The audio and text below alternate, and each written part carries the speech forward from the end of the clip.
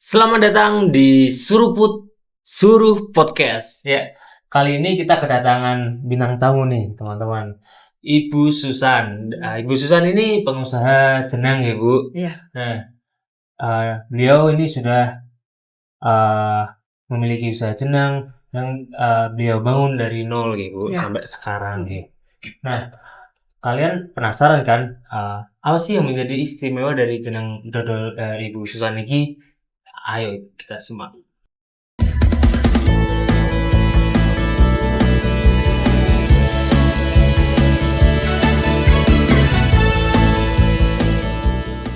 Nah, Ibu Susan, ya. Ibu Susan bisa menceritakan dong bagaimana awal usaha jenang ini, Ibu, begitu. Awal usaha itu ya nomor satu itu karena tekanan ekonomi ya, yang pasti itu kan saat itu saya sudah berkeluarga, punya anak, sedangkan suami belum mempunyai pekerjaan tetap.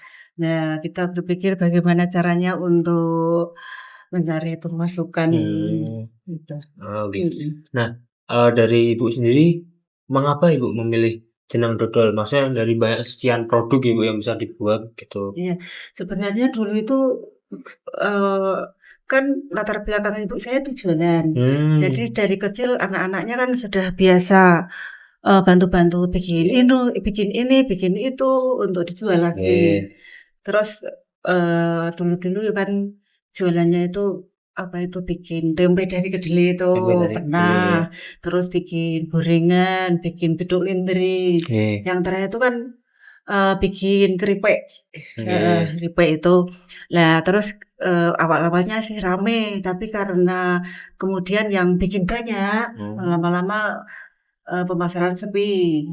Kemudian kami berpikir untuk mencari usaha apa yang kira-kira laku tapi tidak banyak orang lain yang membikin gitu. Akhirnya ya ketemu jenang itu. Oh, berarti berangkat dari situ ya, Bu. Yang jarang dibikin tapi memang laku. Nah, saya waktu itu kan juga pernah nyobain jenang Ibu Maria itu dari Ibu Susan ya, itu memang enak sih sebenarnya. Serius jadi ya, enak gitu loh. Tidak usah mendeskripsikan. Nah, untuk gini Bu, dalam proses penjualan, misal apapun itu, dalam proses produksi dan lain-lain itu tantangan-tantangan apa Bu yang misal timbul itu di prosesnya produksi atau yang pemasaran? Ya terus terang untuk produksi itu terkendala oleh apa ya? Itu produk yang tidak bisa awet lama. Karena kami kan memakai pengawet alami. Itu dari kelapa sama gula. Yang dari kimia itu kita nggak pakai. Itu paling bertahan 5 hari. Maksimal itu 7 hari sudah bagus. Kalau di suhu ruang. Kalau di kulkas bisa agak lama ya.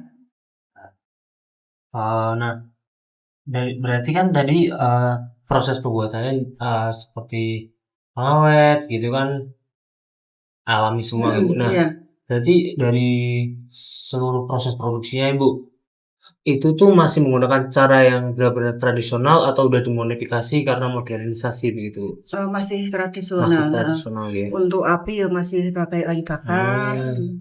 Berarti benar-benar masih menerapkan kalau ini tuh benar-benar tradisional tanpa adanya modernisasi apapun.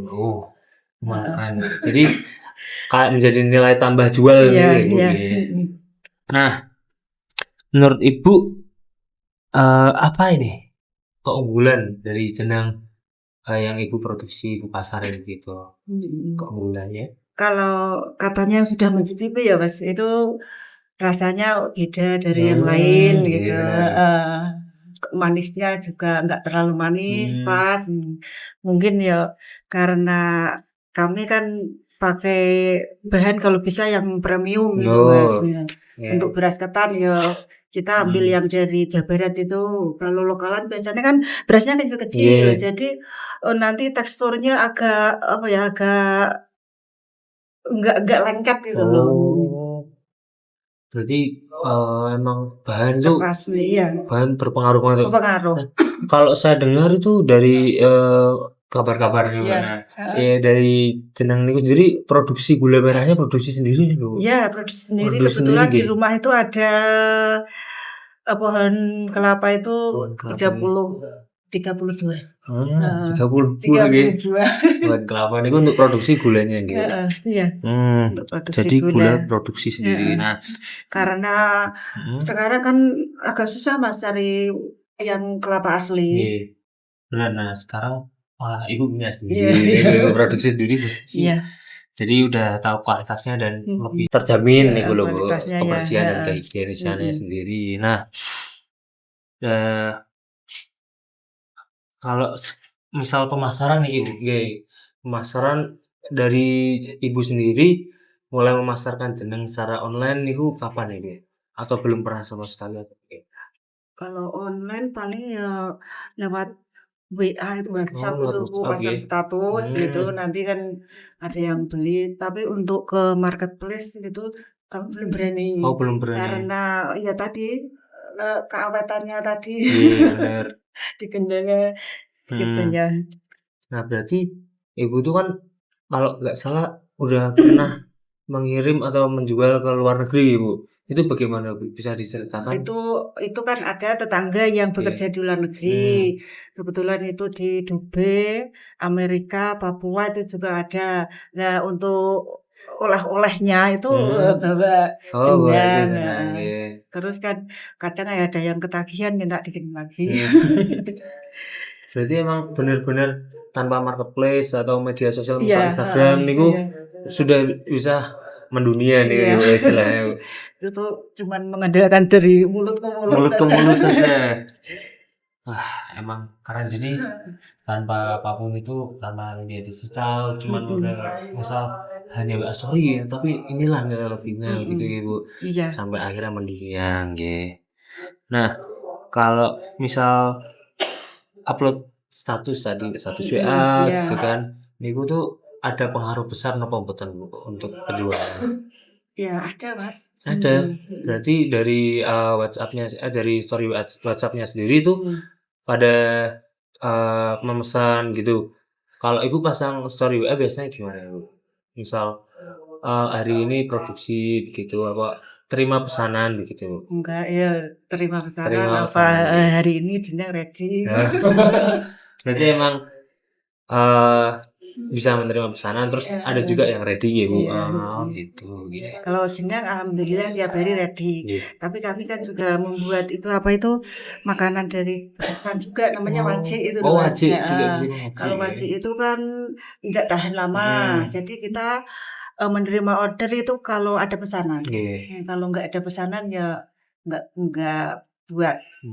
Terus kan kita posting siapa yang mau pesan waji, itu biasanya juga yang Juga korbannya itu. berarti emang, pengaruh besar ya, Bu, Pengaruh. dari story status WhatsApp Iya. itu.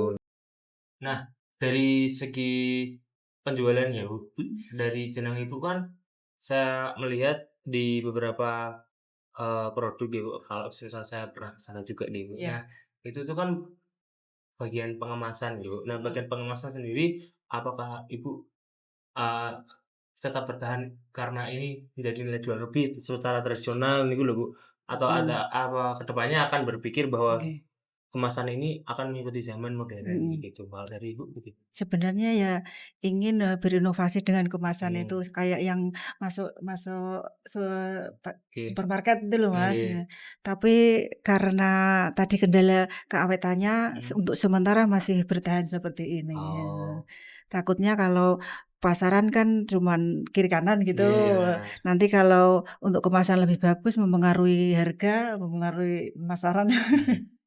Nggih, berarti, tetap sementara masih ini, Ya sementara. tapi sudah ada memiliki rencana ke depannya ya, Bu? Sudah, ya.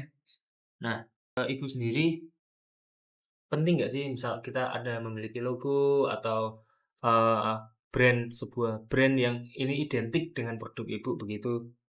Penting Mas, karena Mmm, di Desa Suruh itu kan ada kalau nggak salah 3 itu nggih. yang punya usaha jeneng dodol. Nanti kalau nggak ada brand-nya takutnya kan. Iya benar. Jadi Iya.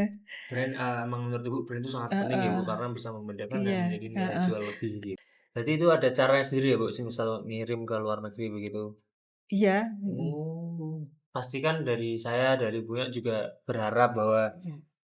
usaha ini terus berkembang ke depannya gitu.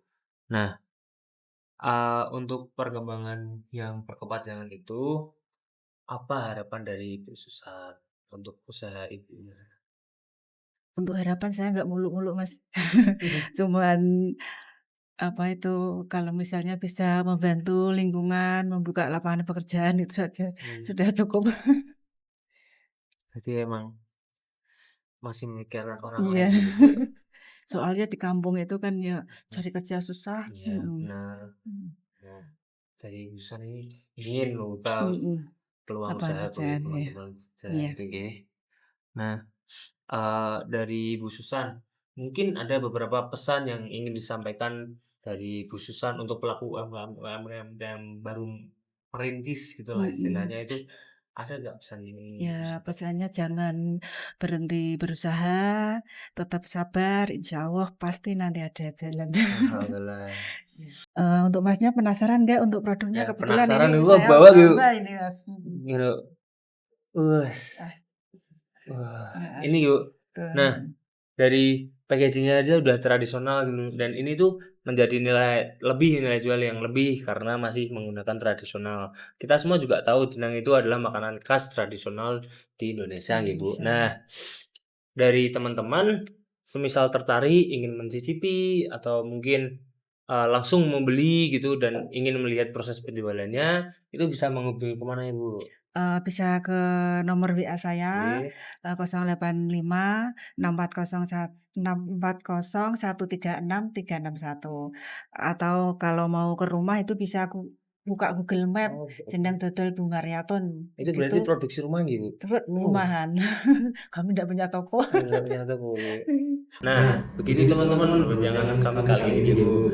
Nah, untuk harapan dari Ibu Susan nih mengenai tadi kan belum sempat didigitalkan gitu, Bu. Nah, untuk Ibu Susan ada nggak sih Bu rencana untuk mendigitalkan produk Ibu ini? Ada Mas, mungkin kalau sudah ketemu pengawet alami yang lebih tahan lama, Iya. mungkin kami bisa ke digital itu tadi. Karena emang peluangnya dan pasarnya itu lebih luas Iya, gitu iya, kalau iya. misalnya begitu. Begitu teman-teman. Jadi terima kasih karena sudah menonton video kami seruput kali ini. Jangan lupakan masih ada beberapa bintang tamu lagi yang pastinya juga sangat keren seperti Bu Susan ini. Terima kasih teman-teman. Sampai jumpa pada video berikutnya. Dadah. Ah, nggak sih actingnya jago. Bagus.